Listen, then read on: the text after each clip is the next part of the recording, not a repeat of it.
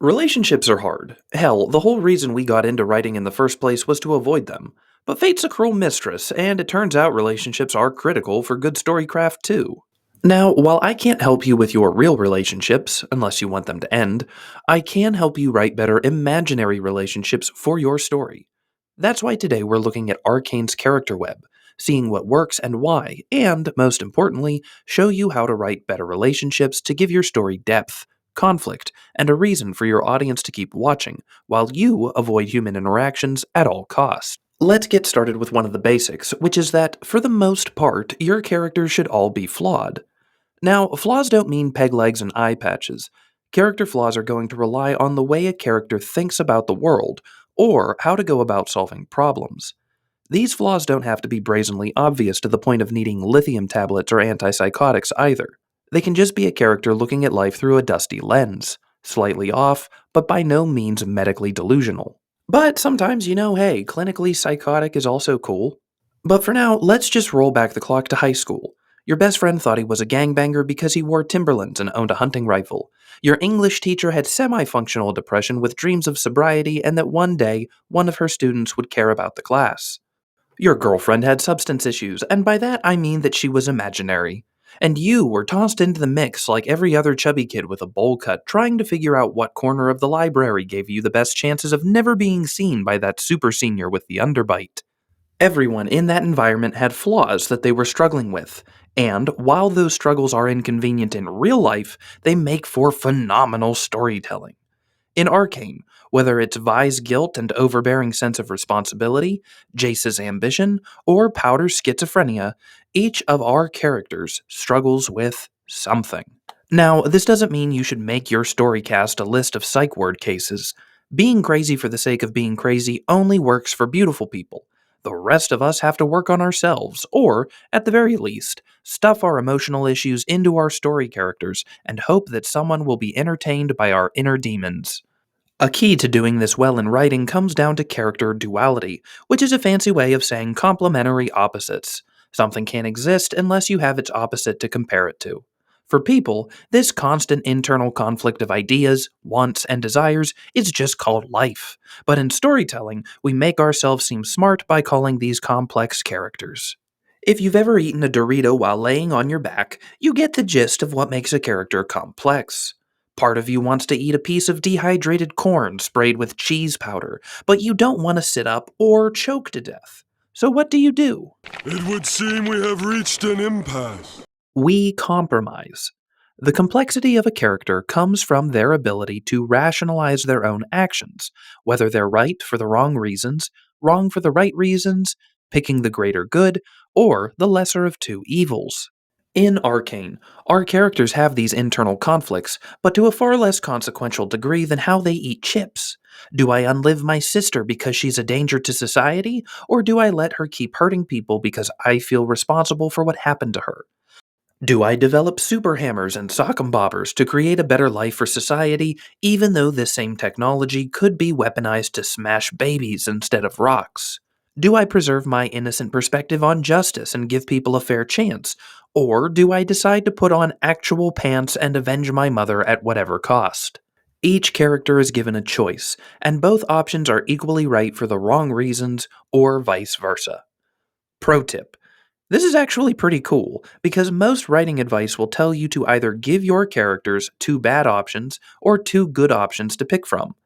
Arcane adds an extra little something something into their writing by not only giving their characters conflicts to overcome, but dilemmas to solve, which is then how Arcane develops its character webs, linking its characters' choices to their character foils. So, in 10th grade, you're taught the algebra foil for expanding made up numbers and letters. Home ec teaches you about foil to carry your puppy chow around. Shop class teaches you how to make a shiv out of foil. But a foil in writing refers to a mirror character in a story. Arcane uses more foils than a conspiracy theorist uses for hats, drawing parallels between Vi and Powder, Vi and Caitlin, Silco and Vander, Silco and Jace, Jace and Victor, Victor and Singed, and if you draw lines between all of these character links, you could maybe make a pentagram or some sort of Fibonacci sequence. Why this is so much fun for a story like Arcane is that it keeps your characters grounded by giving them several reference points to other characters in the story, but it also increases the tension in the story naturally. For example, Vi has to pick between a murderous sister she feels guilty about or a romantic relationship with a sexy maid police officer who represents everything Vi was raised to hate. I swear I'm here for the plot. But the point I'm making here is that the similarities between Vi, Powder, and Kate are what make the decisions meaningful and complex. Sure, Vi and Powder are sisters, which is cute, but family bonds only get you so far in writing. What's more important is that both Vi and Powder want to follow through on their father's dreams. Vi looking for a way to peaceably resolve the differences between Topside and the Undercity, while Powder wants to bring Topside down to the level of the Lanes by any means necessary. They have a similar goal and drive, but different means of accomplishing them. They have overlapping childhood trauma, endearing us to both of their causes, even if we realize they are wrong or misguided. It's that subtleness in character that makes us sympathetic to Vi and empathetic to Powder, which gives their conflict depth. However, that is just one moving piece in what I like to call the masterful clusterfuck of good storytelling. Each character connection is moving, and each series of connections then moves with relation to other connections. It's like shooting at a moving target with a bow and arrow while on a horse that's walking a tightrope, which sounds intimidating. There is no but. It's hard to do. Which is why, in your own writing, what you want to focus on is not so much ensuring each character keeps the same relationship to other characters. Just like in real life, relationships don't matter. What does matter is a character's goal and what they would be willing to do in order to achieve it. But Andrews, how does that make things any easier? That feels like I'm focusing on the wrong thing. Did you take your Adderall this morning? Of course I did. That's how I'm able to stand at this mic for an hour. But when it comes to writing character webs, goals come first, and then we add relationships to camouflage our character's narcissism. Still don't believe me? Well, let's look at Arcane and try to deconstruct it. Jace wants to create Hextech and get his face on a coffee mug or something. That's his goal. In pursuit of that goal, he crosses paths with Heimendinger, Victor, Mel, and Silco, all of whom support or obstruct his pursuit for this goal, leading to cooperation with and opposition from these characters, depending on Jace's stage of development towards his goal. Conversely, as another writing strategy, we can go into Jace's character, attempt to construct foils around his character, change these foil characters every time Jace changes, and hope these changes in support and opposition of Jace are enough to drive him towards his face on a coffee mug. Both strategies do work. Sure. I mean, sandpaper and some dirty thoughts can get my engine revving too, but that doesn't mean I prefer making things unnecessarily difficult, and you probably shouldn't either. All I'm saying is that things fall into place a lot easier when we focus on a character's wants, before worrying too much about their friends, their existential happiness, and their soul. Souls are for shoes. We can worry about those in the third act, which is where the magic of character change tends to be most pivotal anyway. As Season 2 gets underway, we start to see more drastic changes from our cast. Jay still wants to be the go-to guy on a coffee mug, but he's far more willing to hammer time people that threaten his merch sales, even at the loss of Mecha Victor. Vi still wants to save the Undercity, but she cares a little less about how alive her sister is after achieving that goal. Kate still wants to find pants that allow her to run from her feeling of familial inadequacy, but she also wants to wear a beret, avenge her mom, and prove that she serves a purpose to the story beyond ruining every relationship the League of Legends fanbase has with their anime sex pillow. As these characters change, the writers orient their audience's attention on how this change stresses the pre-existing relationship dynamics in the story. Sometimes a little too much, but whatever.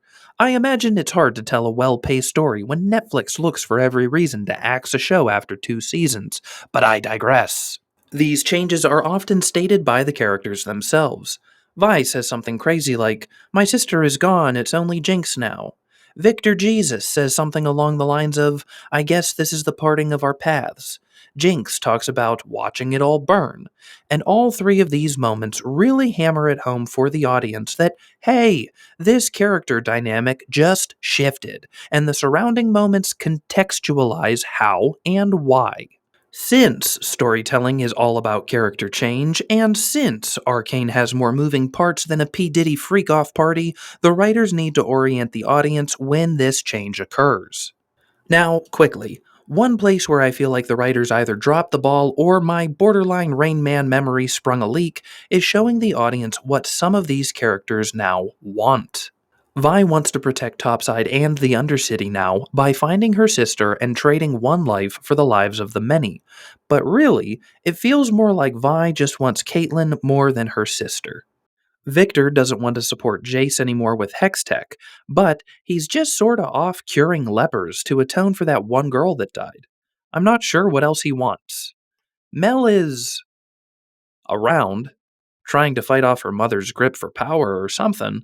But frankly, it feels like these first three episodes leave the audience a little too much in the dark. And I realize that characters shouldn't say things like, I want blank. But going back to my point that goals are what drive a story and that relationships come second, it feels sort of like the story is currently floating, focusing on the relationships while, objective wise, it is headed somewhere. But I'm not 100% sure what general direction that might be. In your own stories, don't allow the emotions to take up too much focus. Yes, of course, they're important, but a room full of emotions and no goal is just group therapy. Make sure your audience knows where it's going, and then worry about letting them know how the characters feel about it. But I'm jumping the gun anyway because there are still 6 episodes left at the time of my writing. At any rate, thank you guys so much for watching. Check out my book on Amazon if you want to support this channel, that way I feel like you get something for your financial contribution, and tune in next week for another lesson of fiction writing from Arcane. Until then, keep writing the best stories possible. The end.